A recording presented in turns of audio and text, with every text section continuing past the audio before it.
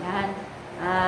Magandang hapon po sa ating lahat, mga kapatid, lalo na po yung nasa kanilang mga tahanan na sa mga oras ito ay nanonood po upang sa paghahayag ng salita ng ating Panginoon. At sa hapon po ito, tayo po ay nasa ikasyam na bugso ng ating prayer and devotion.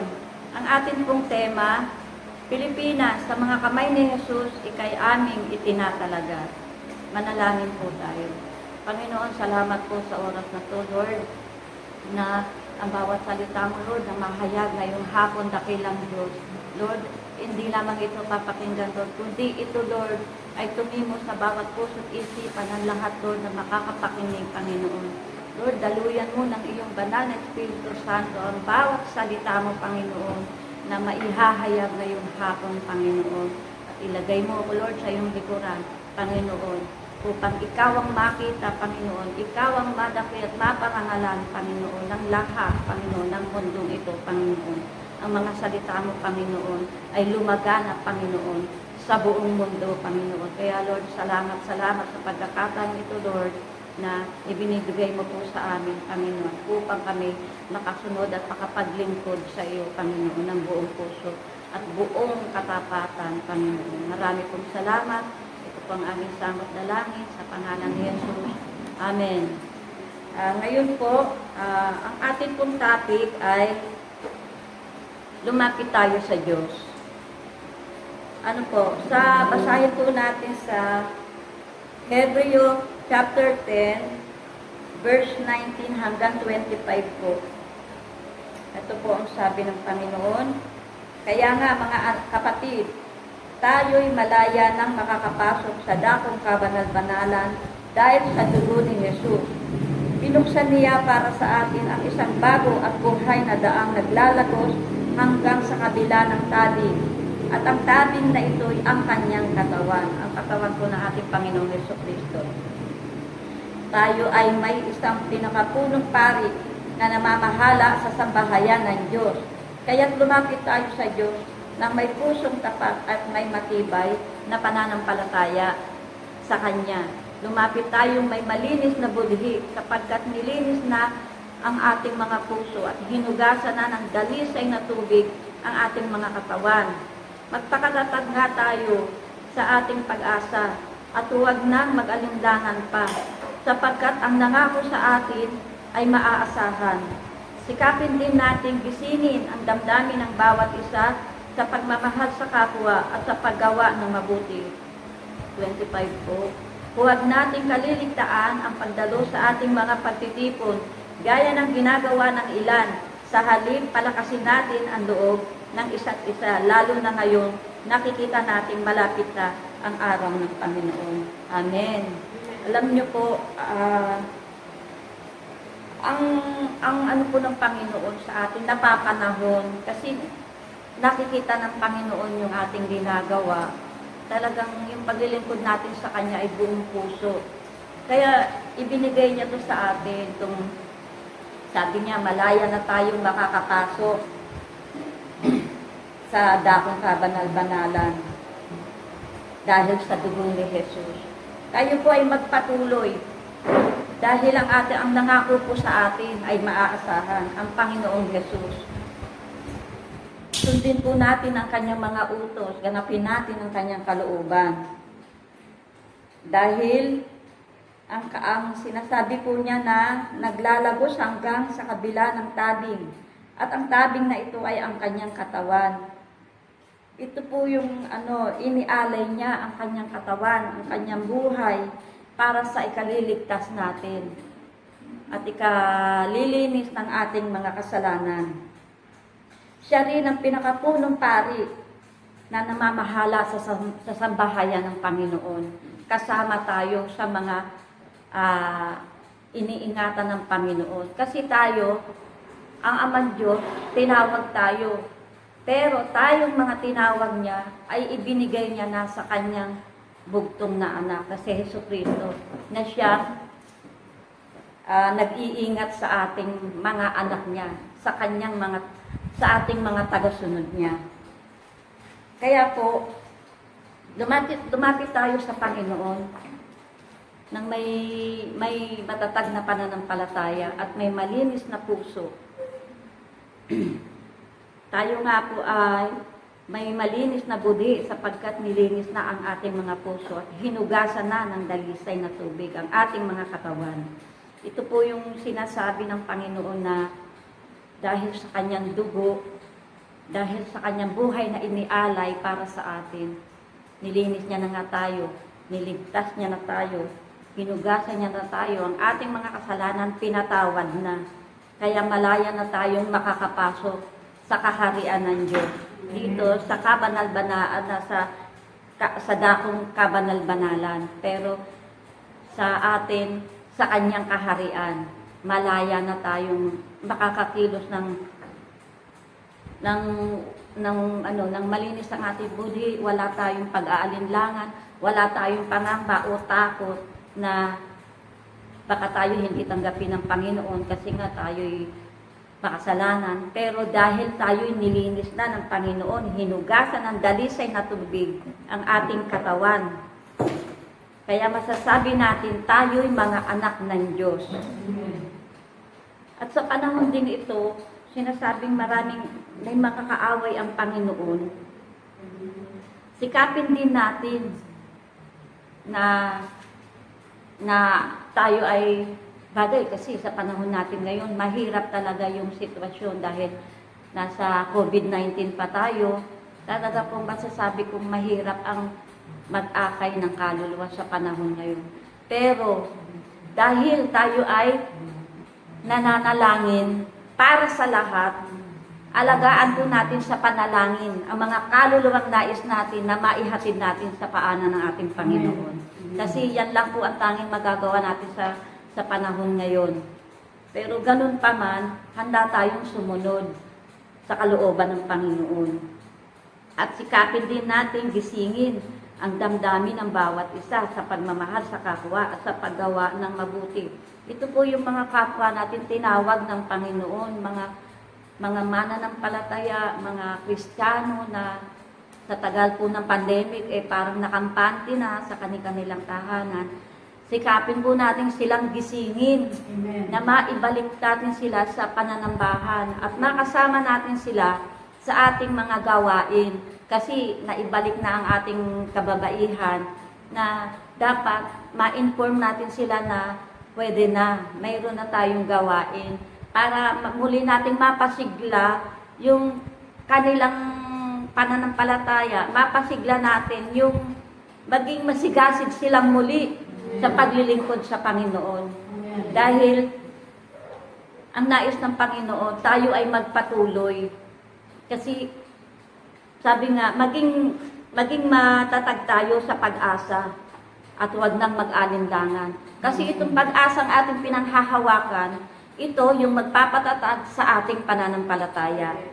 Kaya po, huwag na nating kaliligtaan ang pagdalo sa ating mga pagtitipon. Iyon po yung sinasabi ko na dapat maakay natin silang muli. Muli natin silang gisingin, tapikin. Kung kaya may mga pwede natin silang tawagin para makasama natin sila sa pananambahan tuwing araw ng linggo, prayer meeting, may kababaihan na rin po para po muling sumigla yung kanilang yung pagtitiwala sa Panginoon, na makabalik na sila sa tunay na pagsamba sa ating Panginoong Jesus. Amen. Kahit na maraming bumabati ko, sa totoo lang po, nabasa ko po yung ni Dale kanina. Parang nahabag ako kasi yung para siyang yung para siyang sinisiraan. Kaya sabi ko, tinext ko sa kanya, huwag mong pansinin, huwag mong intindihin ang chismis, sabi ko sa kanya. Sabi ko, ang intindihin mo, ang isipin mo, mayroon tayong Diyos na hindi nagpapabaya sa iyo. Magpakatatag ka lang. Sabi ko gano'n sa kanya. Kaya, totoo po yan, talagang dadanasin natin yung mga ganyang pambubuli, yung paninira, panghuhusga, lahat po yan dadanasin natin dahil tayo, naglilingkod tayo ng buong puso sa ating Panginoong Heso Kristo. Pero sabi ng Panginoon, yung mga hindi natin kailangang gumanti kasi ang Panginoon natin ang gaganti. Sabi nga niya sa Hebreo din po, chapter 10, verse 30, sapagkat kilala natin ang nagsabi, ako ang mapaghihiganti, akin ang paghihiganti, ako ang magpaparusa, at siya rin ang nagsabi, hahatulan ng Panginoon ang kanyang bayan, kakilakilabot ang mahulog sa kamay ng Diyos na buhay. Kaya po, manatili lang po tayo sa kalinga ng ating Panginoon. Kasi lahat ibinigay na niya sa atin eh. Wala na tayong dapat panghilingin. Lahat na sa atin na ibinigay niya na ang lahat. Pati yung lihim ng hiwaga ng kanyang salita, ibinigay na rin niya sa atin. Ito po ay nasa sa atin na lang kung paano natin ito pagaganahin sa ating buhay, kung paano natin ito isa sa katuparan, yung mga utos niya, kung paano natin ito masusunod ng maayos at kalugod-lugod sa kanyang paningin. Ganun po kadakila ang ating Panginoon.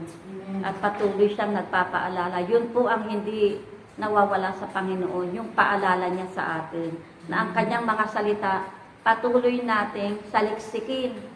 Basahin natin ang kanyang banal na salita, ang Biblia, dahil nandyan po ang lahat ng pangako ng Panginoon.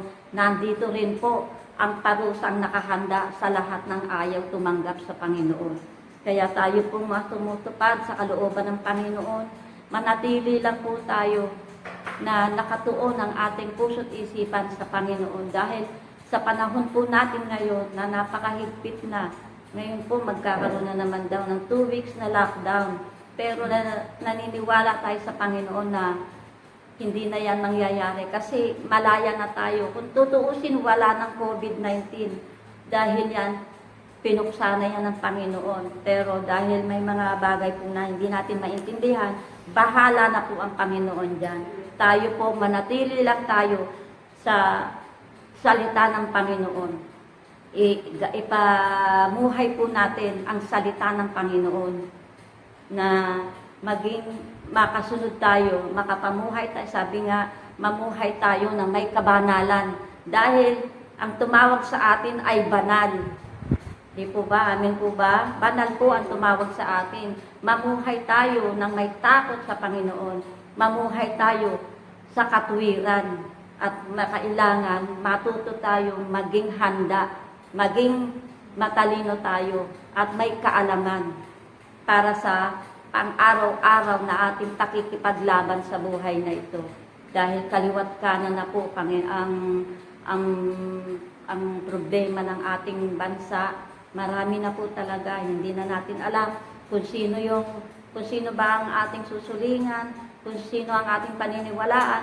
Pero tayong mga anak niya, isa lang ang ating paniniwalaan, ang ating Panginoong Heso Kristo na banal, na siyang nag-iingat sa atin sa mga panahon ito. Kaya patuloy po natin na ang mga paalala niya, itanim po natin. Huwag po natin pagsawaan. Huwag po natin panghinawaan ang pagsaliksik sa salita ng Panginoon dahil ito po ay buhay natin. Nandito po ang buhay natin. Nandito po ang ating kaligtasan. Ang mga pangako ng Panginoon nandito. Amin. Atin lang po itong bulay-bulayin araw at gabi. Basahin po natin ang salita ng Panginoon. Kasi po, para magkaroon tayo ng karunungan ba, maging handa tayo kasi hindi natin alam eh. Minsan, magugulat na lang tayo, namatay si gano'n, namatay si ganyan, na hindi nakarinig ng salita ng Panginoon. Kaya ngayon, ang tangi po natin magagawa kasi hindi natin magawa na magdalaw, magbahagi, pero tayo po ay nananalangin para sa mga kaluluwa pa na nais ng Diyos na maligtas. Kasi kahit hindi po ninais ng Panginoon na may mapahamak eh. Kaya nga po hindi niya pa tinutupad yung kanyang pangako kasi nagbibigay pa po siya ng pagkakataon sa mga kaluluwang magbabalik loob sa kanya magsisisi. At kapag nangyari po yun, lahat makarinig na ng salita ng Panginoon. Tutuparin na ng Panginoon ang kanyang pangako sa ating mga una niyang tinawag. sa ating mga naglilingkod na sa Kanya, na tayo'y mga nilinis na ng Panginoon. Nabubuhay tayo sa biyaya ng Panginoon sa mga panahong ito. Wala na tayong ibang masusulingan, kundi ang Panginoon na lang. Siya lang, kasi Siya ang nangako sa atin. Kaya tayo'y may maaasahan. Dahil ang ating Diyos ay buhay at makapangyarihan sa lahat. Kaya salamat po sa maikling salita ng Panginoon po na aking pong naihayag. Nawa po, ito po ay hindi lamang ito pinakinggan, Lord, ito po ay tumimo sa bawat puso't isipan ng lahat po ng nakapakinig. At nawa po, pagpalain tayong lahat ng ating Panginoon. Salamat po. Maraming salamat po. At ngayon po, tayo po ay dadako na sa ating pong mga prayer request. Una po si Brother Ray Aquino po. Maging negative po ang result ng kanyang swab test. Dave Divina Gracia, negative result din po ng kanyang CT scan at laboratory. Randy Halasco po na nagkaroon ng trangkaso pero hindi na po siya nilalagnat, kaya lang po nanghihina ang kanyang katawan. Abigail Katipon, successful operation po. Estelita Avila, acidity. Jennifer Claire Castelvi, to the echo po. At Christina Del Pilar Anerisa and family na nag-positive po sa COVID-19. Amen. Ngayon po, sige po, tayo po'y manalangin para sa ating mga kapatid na ito, Lord, na nangangailangan ng kagalingang magmumula sa iyo, Panginoon. Oh, hallelujah, Jesus. Hallelujah. Glory be to you, Lord. Oh, Jesus. Hallelujah. Lord, sa hapong ito, Panginoon, Lord, itinataas ko po, Panginoon, ang mga kapatid namin ito, Panginoon, na nangangailangan, Panginoon, ng panalangin ng kagalingan, Panginoon, na magmumula sa iyo, dakilang Diyos. Lord, patuloy namin dalangin, Lord. Patuloy, Lord, na hipuin mo, Panginoon, ang bawat individual na ito, Lord, na nangangailangan ng kagalingan, Panginoon. Si Brother Ray, Lord, na maging negative result ang kanyang swab test, Panginoon. At maging ang kanyang apo na si Dave, Panginoon. Maging negative, Panginoon, ang CT scan, Panginoon. At ang kanyang laboratory, Panginoon. Lord, kagalingan, Panginoon, sa maglolo, Panginoon. Ipagkaloob mo sa kanila, Panginoon. At si Randy Halasco, Lord, na nagkaroon ng trangkaso, Panginoon. Pero salamat sa Panginoon dahil hindi na siya nilalanat. Bagamat, Lord, siya ay nanghihina, Panginoon. Lord, ibalik mong muli, Panginoon, ang lakas, Panginoon, ng pangangatawan, Panginoon, ni Randy Halasco, Panginoon. At muli siyang makabalik sa kanyang trabaho, Panginoon. At si Abigail Katipon, Panginoon, successful operation, dakilang Diyos, na malagpasan niya, Panginoon, ang operasyon, Panginoon, na kanyang pagdadaanan, Panginoon, maging successful ito, Panginoon, maging maayos, Panginoon, walang anumang, Panginoon, hadlang, walang anumang Panginoon, infection, Panginoon. Ito ay mapagdadaanan niya ng maayos, Panginoon. Successful operation, Panginoon. Ay pagkalawa mo, Panginoon, kay Abigail Katipon, Panginoon. At si Estelita Avila, Panginoon, na sa panaoras na ito, Lord, nararamdaman na naman niya ang acid, Panginoon, in the mighty name of Jesus, Lord. Lusawin mo, Panginoon, ang acid, Panginoon, ni Estelita, Panginoon. Lord, ano man ang pinanggagalingan nito, Panginoon. Lord, linisin mo, Panginoon. Tanggalin mo ang lahat na nagiging sanhi, Panginoon, ng kanyang acid sa kanyang katawan, Panginoon. At muli mo ibalik, Panginoon, ang lakas ng kanyang pangangatawan, Panginoon, dahil, Lord, nanghihina siya ng dahil lang sa akin, Lord. Kaya dalangin namin, Panginoon, kalakasan, Panginoon, ng pangangatawan ni Estelita Avila, Lord. Ibalik mo po sa kanya, dakilang Diyos. At pagalingin mo po sa Panginoon, sa dakilang Diyos. At si Jennifer Castelvi, Panginoon, to the echo, Panginoon. Nawa, Lord, maging clear, Panginoon, maging negative, walang anumang makitang diferensya, Panginoon. At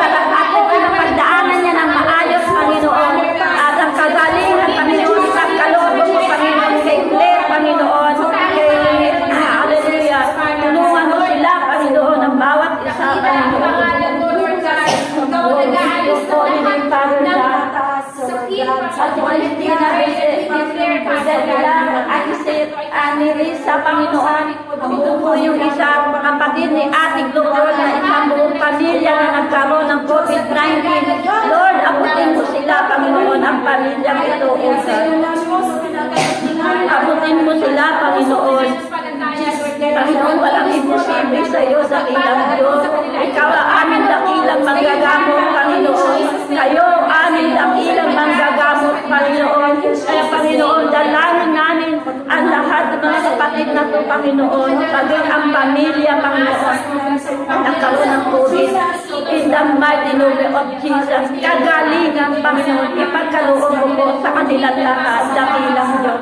Panginoon, hipuin mo po sila, Panginoon, at bigyan mo sila ng kalayaan, kaginhawaan ng pakiramdam, Panginoon. Kalayain mo sila, Panginoon, sa mga pinagdadaanan nilang mga karamdaman, Panginoon. At tulungan mo sila, Panginoon, na ito ay kanilang mga tagumpayan. Dahil, Lord, naniniwala kami, Panginoon, na ang lahat ng ito, Panginoon, ay pinagaling mo na in the mighty name of Jesus. Hallelujah. Hallelujah. O Lord God, sa lahat po, Hallelujah, Jesus. Salamat, salamat, Panginoon. sa Pilipinas, ito, Lord, we praise your holy name, Father God. Salamat, Panginoon. At Lord, patuloy namin tinataas sa iyo ang bansang Pilipinas, katilang Diyos. Pagharian mo, Lord, ang bansang Pilipinas. Sakupin mo, Panginoon, ang bansang Pilipinas. Luzon, Visayas at Mindanao, Panginoon, ang sambayan ng Pilipino, Panginoon. Mga anak mo man o mga nilikha mo, dakilang Diyos, ang pag-iingat at gabay mo, Panginoon, ipagkaloob mo po sa lahat, Panginoon. Sa lahat ng pamilya, O God. Ang biyayang pagpapala mo, Panginoon, ipagkaloob mo sa lahat ng pamilya, Panginoon. At ingatan mo, Panginoon, ang lahat na naghahanap buhay, Panginoon. Lord, maging yung mga nawala ng trabaho, Panginoon, nang dahil sa COVID-19, Panginoon. Ibalik mo ng lahat, Panginoon, sa kanilang mga trabaho, Panginoon. Lord, ubusan mo ng palayain ang bansang Pilipinas sa COVID-19. Nang sa ganun, Lord, makabalik na ang lahat, Panginoon. Pagbukas na ang lahat ng mga kumpanya, pabrika, mga establishment, Lord, naging ang mga maliliit na mga negosyo, Lord, maibalik na lahat, Panginoon. Sa ganun, Panginoon, wala na, Panginoon, ang dumanak ang sobrang kahirapan, Panginoon. Maibalik na, Panginoon, ang lahat ng bagay, Panginoon, na nakontrol na dahil lang sa COVID-19, Lord. Muli, Lord, palayain mo na ang bansang Pilipinas o ang buong mundo, Panginoon. Palayain mo na, Panginoon. O salamat, salamat, Panginoon. Ang aming mga iglesia, Lord. Lord, buksan mo ng lahat ng iglesia, Lord. Ang mga anak mo, Panginoon, lahat ng mananampalataya mo, Panginoon, ay gisingin mo, Panginoon. Huwag silang makampante lang sa bahay, Lord. May mga gawain na, Panginoon, na dapat, Lord, na kanilang daluhan na, Panginoon. Para, Lord, ikaw ang aming sinasamba, pinararangalan, Panginoon. Lord, mahayag ang iyong kapangyarihan, ang iyong kabanalan, ang iyong kapangyarihan, Panginoon, mahayag sa buong mundo, Panginoon. Oh, hallelujah, Jesus, Lord. Dahil kung wala ka sa buhay namin, Panginoon, wala kaming nagagawa, Panginoon. Lord, sa'yo lang kami umaasa, Panginoon. Sa'yo lang kami nagtitiwala, Panginoon. Lord, ikaw lang ang aming naming inaasahan, Panginoon. Hallelujah, Jesus, Lord. Maging ang aming gobyerno, Lord. Magmula sa Senado, Kongreso, sa Kabinete, Lord, hanggang sa lokal na pamahalaan, Panginoon, sa mga mayor, Lord, sa mga kapitan, Panginoon, Lord, hanggang sa aming presidente, Panginoon. Magkaroon sila, Panginoon, ng layunin, magkaisa, Panginoon, sa pusong isipan, para, Lord, sa kaunlad muli ng bansang Pilipinas, sa ikagaganda muli ng bansang Pilipinas, Panginoon, Lord, sa mga natisirang panahon nila, sa panunungkulan, Panginoon, gumawa sila, Panginoon, ng isang kasaysayan, Panginoon, para sa bansang Pilipinas, Panginoon, sa kayayos, Lord, sa ikatitiwasay ng bansang Pilipinas, Panginoon. At Lord, muli, malapit na, Lord, ang 2022 election, Panginoon. Lord, dalangin namin, Panginoon, sa mga muli ito. Lord, dalangin namin ang mga pusong marunong magmahal, Panginoon, sa mga sambayan ng Pilipino, sa mahihirap na pamilya, Lord, mga manunungkulang, Panginoon, na ang tanging layunin, Panginoon, ay maiayos ang lahat ng bagay sa bansang ito.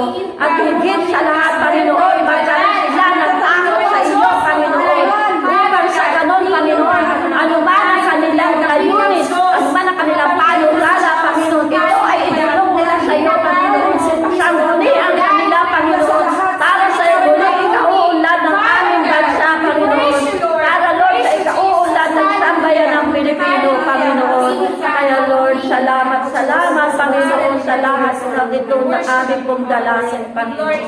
Patuloy pong kumilos kayo sa lahat ng pamilya, Panginoon. Ang biyayang pagpapala mo, Panginoon, ay sumalahat, lalo na, Panginoon, sa lahat ng anak mo, Panginoon.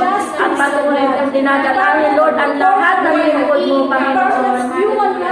Ang aming mga kapastoran, Panginoon, Lord, Pastor Alvin, Lord, Pastor Elmer, Panginoon, Pastor Fernie, Pastor Alan, Pastor Ed, Panginoon, Pastor Anjing, Pastor Baby, at Pastor Aten, Lord, patuloy mong ingatan ang mga lingkod mo ito, sampu ng kanilang mga mahal sa buhay, Panginoon. Ingatan mo maging ang kanilang mga kalusugan, Panginoon, hanggang sa iyong mga manggagawa, Panginoon. Glory to God, Jesus, Lord. Hallelujah. Lahat ng manggagawa mo, Panginoon. Ingatan mo, Panginoon. Glory to God, Jesus, Lord. Kung meron kami mga kapatid na dumadanas sa mga pagsubok, Panginoon, kayo po ang umabot sa kanila, Panginoon. Hindi man namin alam, hindi man namin nakikita ang kanilang kalagayan, Panginoon. Kayo po, Panginoon, ang nakakakita ng lahat. Ano man po ang kanilang mga pinagdadaanan, Panginoon. Bigyan niyo po sila, Panginoon, ng katugunan sa kanilang mga dalangin, Panginoon. Kaya, Lord, maraming salamat po, Panginoon. Habang ito, Panginoon, ikaw ang aming itinataas, Panginoon. Ikaw lamang, Panginoon. Wala nang iba. Ikaw ang Diyos na banal, dakila, makapangyarihan. Buhay kang Diyos. Kaya, Lord, maraming salamat po, Panginoon. At muli, Lord, patuloy ko pong ibinabalik sa iyo, Lord, ang mayamang kapurihan at kaluwalhatian at pagsamba, o aming naman Diyos, at sa tanging pangalan ng aming Panginoong Jesucristo, at sa pakikipisa ng iyong banal na Espiritu Santo, ito po ang aming samot dalangin ng may pasasalamat at may pagsamba. In Jesus' mighty name we pray, Lord. Amen. Amen. Magandang gabi po sa ating lahat. Nawa po ay mayroon po kayong natutunan, mayroon po tayong natutunan. Salamat po, mga kapatid.